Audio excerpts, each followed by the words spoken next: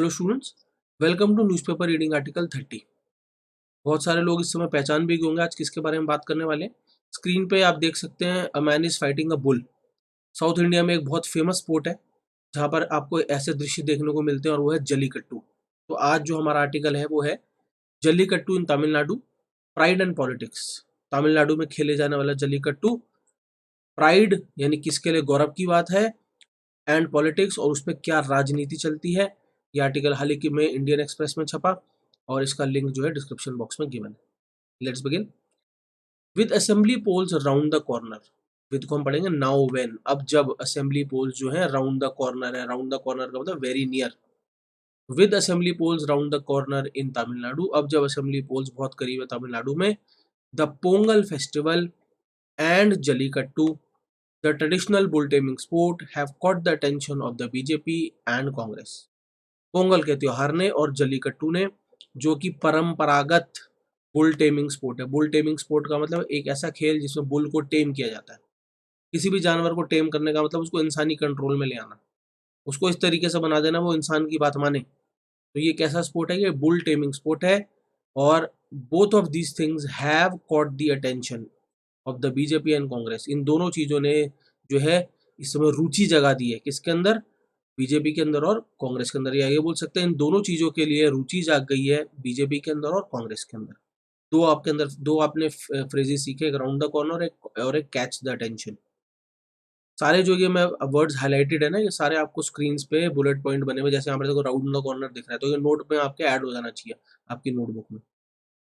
While the BJP organised Pongal celebrations, while का मतलब हो गया जबकि, हालांकि बीजेपी ने ऑर्गेनाइज किए पास्ट टेंस पोंगल के celebrations led by national and state leaders, जिनका नेतृत्व किया। लेड बाय का मतलब जिनका नेतृत्व किया राष्ट्रीय और राज्यों के नेताओं ने in several districts. Congress leader Rahul Gandhi was in Madurai on Thursday, उसी समय पे कांग्रेस के नेता राहुल गांधी जो थे, वॉज पास्ट की बात हो रही है, वो मदुराई में थे गुरुवार को। To witness a jallikattu event. To witness का मतलब टू सी हैपन, किसी चीज को होते हुए देखना। तो वो वहां पर मदुराई में क्यों थे? जल्लीकट्टू के एक इवेंट को होते हुए देखने के लिए वो मदुराई में थे।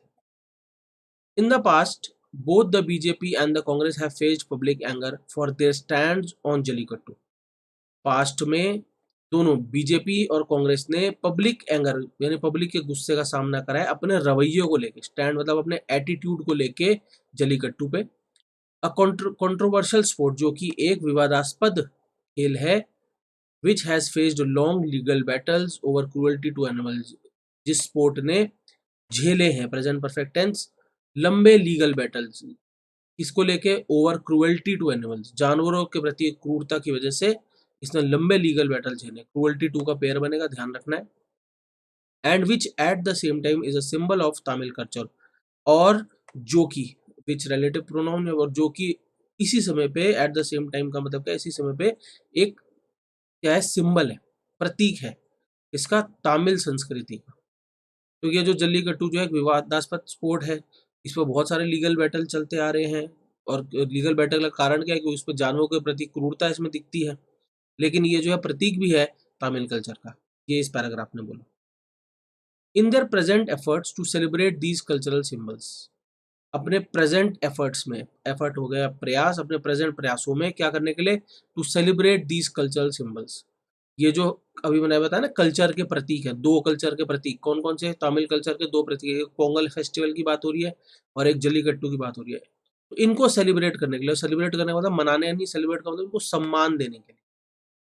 तो अपने प्रेजेंट प्रयासों में इन दोनों जो संस्कृति के प्रतीक हैं उनको सम्मान देने के लिए अहेड ऑफ इलेक्शन, इलेक्शन से पहले, the two national parties have attacked each other over there past stands, दोनों राष्ट्रीय दलों ने अटैक किया है एक दूसरे को। ईच अदर का इस्तेमाल दो पार्टीज के लिए होता है, प्रोनाउन में पढ़ते हैं हम ये चीज। ओवर देयर पास्ट स्टैंड, तो अपने पिछले स्टैंड्स को लेकर, अपने पिछले एटीट्यूड्स को लेकर, अपने पिछले रवैयों को लेकर दोनों दलों ने एक दूसरे को क्या करा है? अटैक करा है। आगे बात करें व्हाट इज जल्लीकट्टू। जल्लीकट्टू है क्या? The bull taming sport is popular in Madurai, Tiruchirappalli, Theni, Pudukkottai and Dindigul districts known as the Jallikattu belt. तो ये जो बुल टेमिंग स्पोर्ट है, बुल टेमिंग स्पोर्ट का मीनिंग अभी मैंने आपको बता ही दिया था। इज पॉपुलर, पॉपुलर का मतलब लोकप्रिय है इन इलाकों में जिनको जल्लीकट्टू बेल्ट भी बोला जाता है। Jallikattu is celebrated in the second week of January. Jallikattu मनाया जाता है जनवरी के दूसरे सप्ताह में during the Tamil harvest festival of Pongal.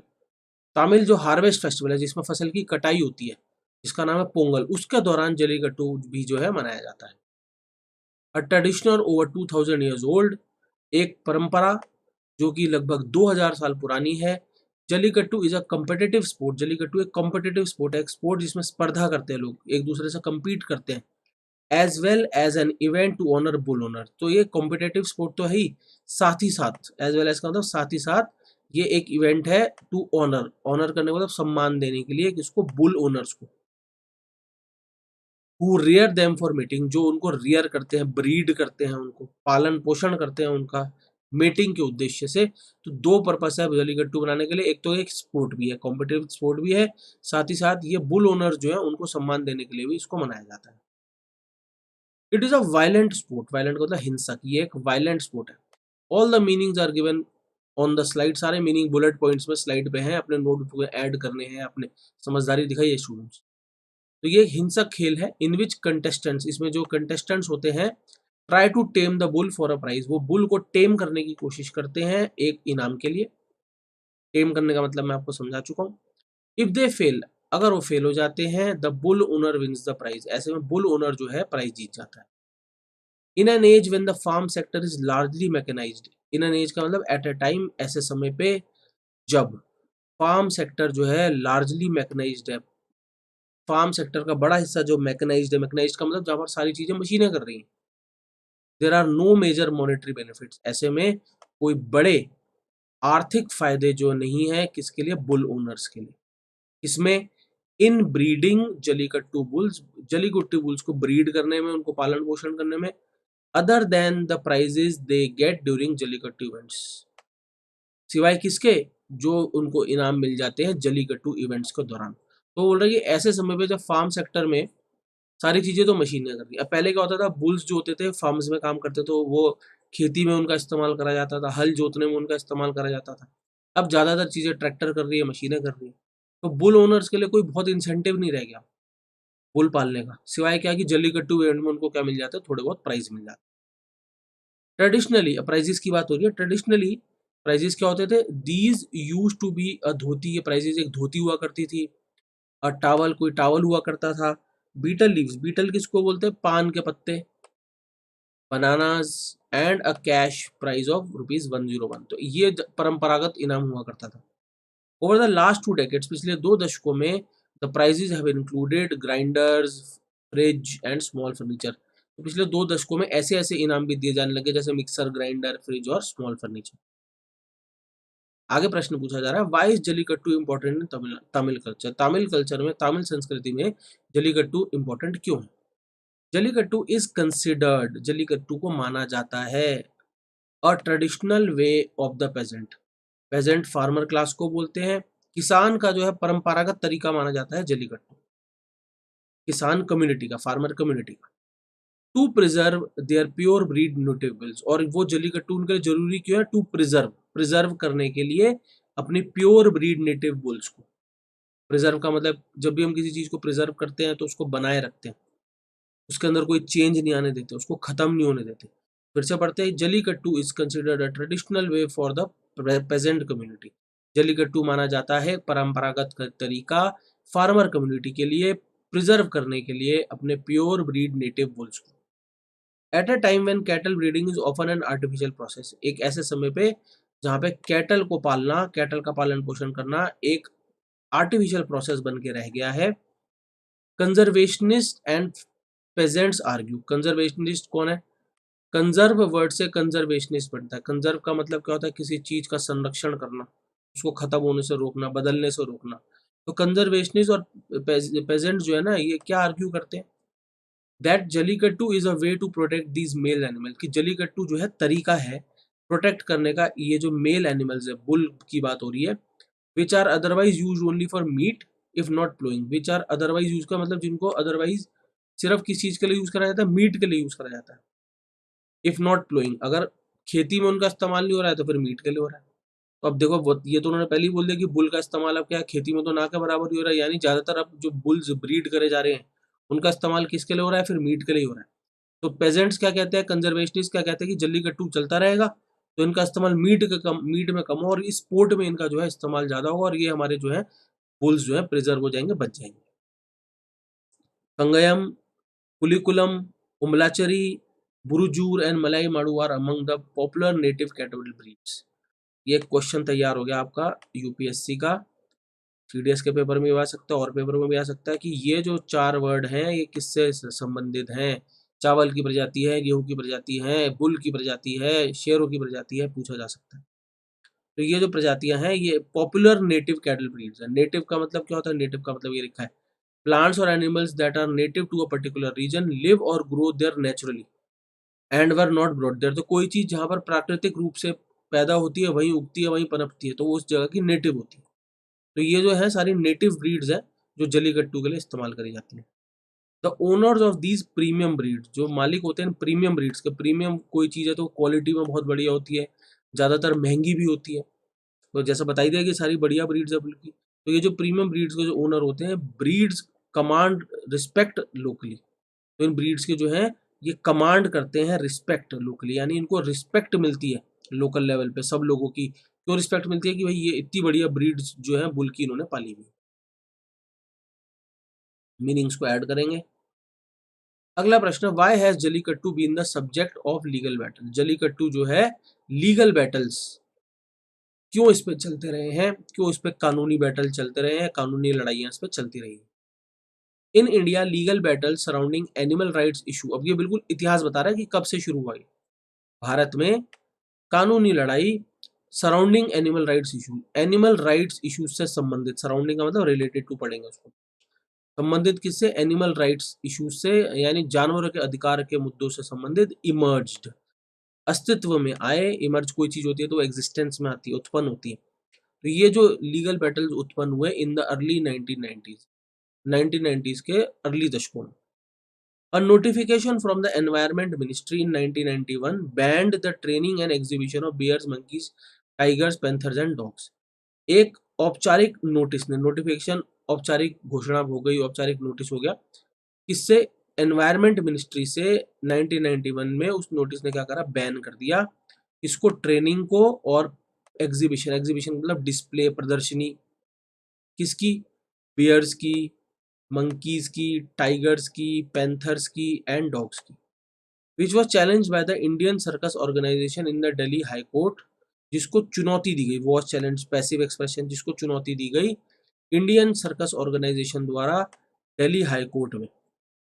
In 1998 dogs were excluded from the notification, 1998 में डॉग्स को एक्सक्लूड करा गया, इंक्लूड का ऑपोजिट एक्सक्लूड, डॉग्स को सूची से अलग कर दिया गया।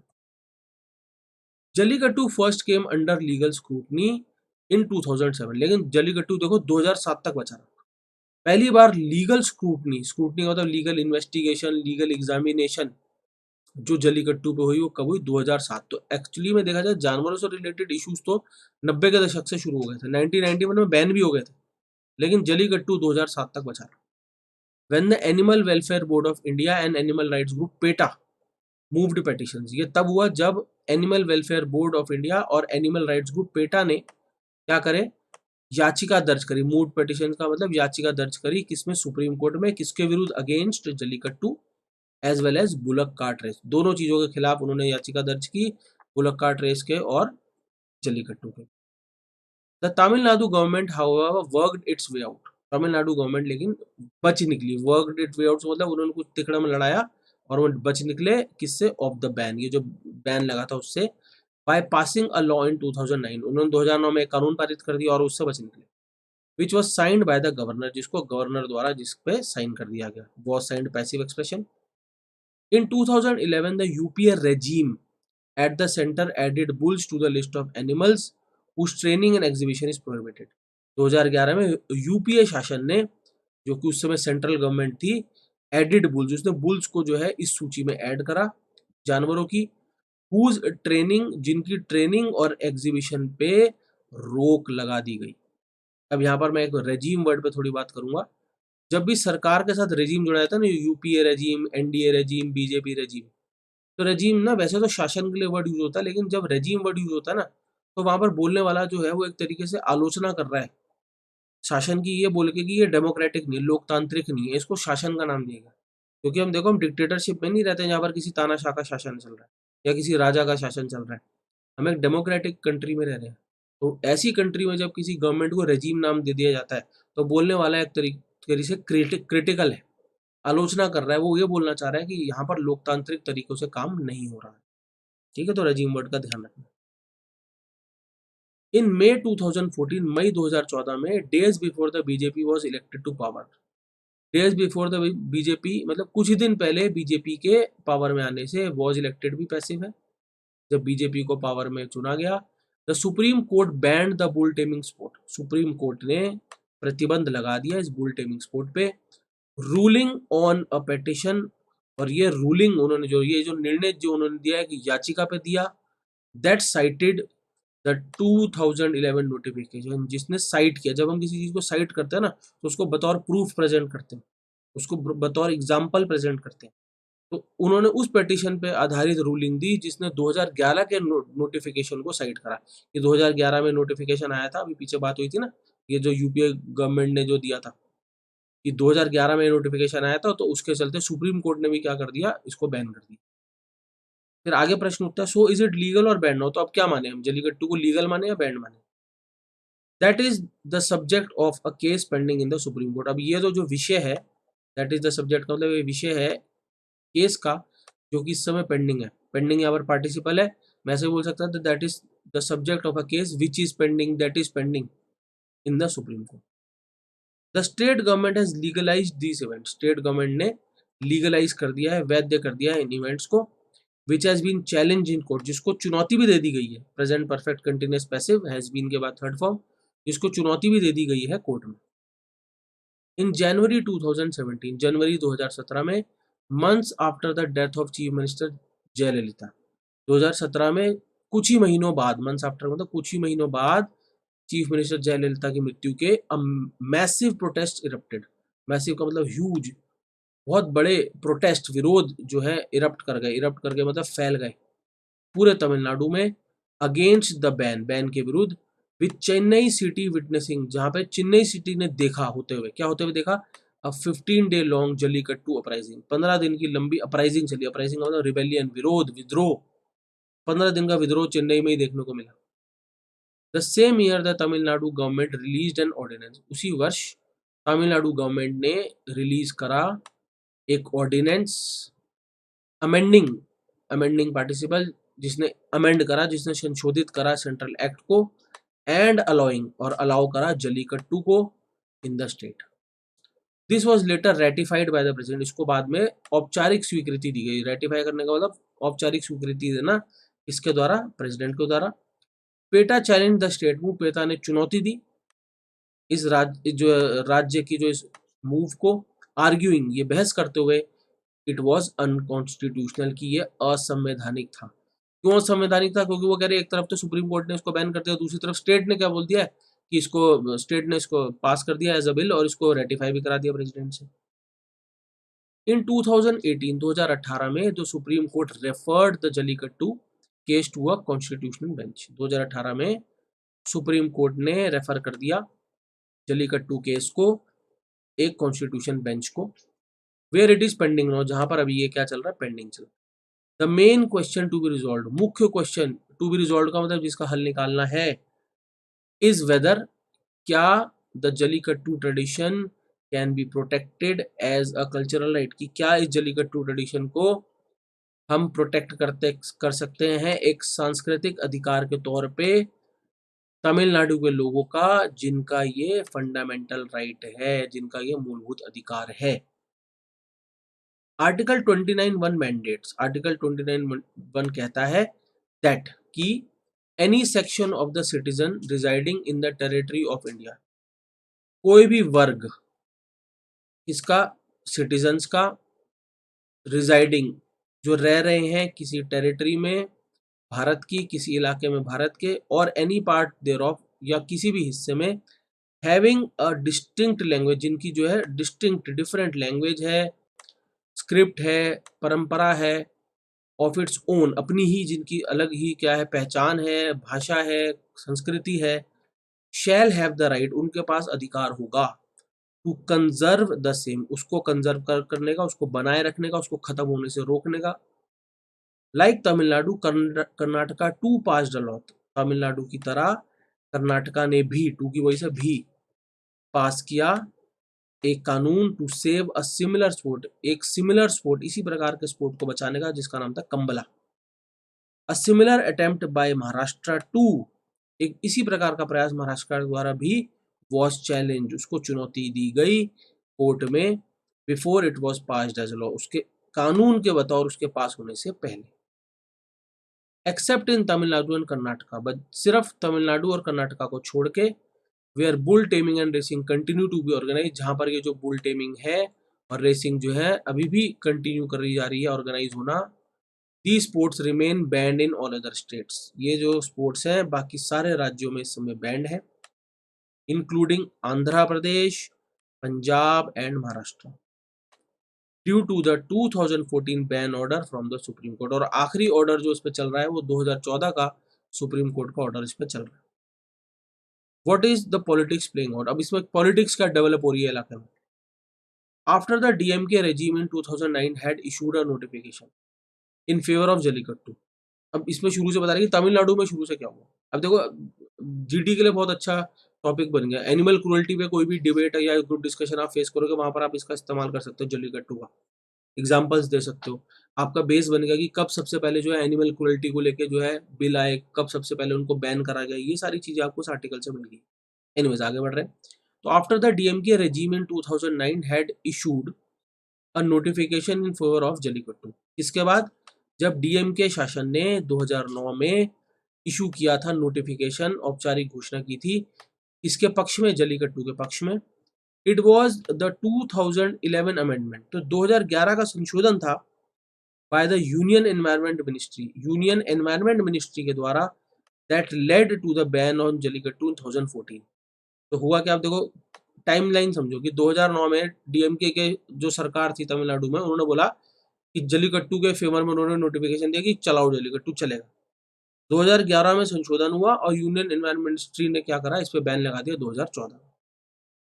While the UPA regime was blamed for the ban, जबकि यूपीए शासन को वॉज ब्लेम्ड, ब्लेम किया गया, पैसिव एक्सप्रेशन है बैन के लिए।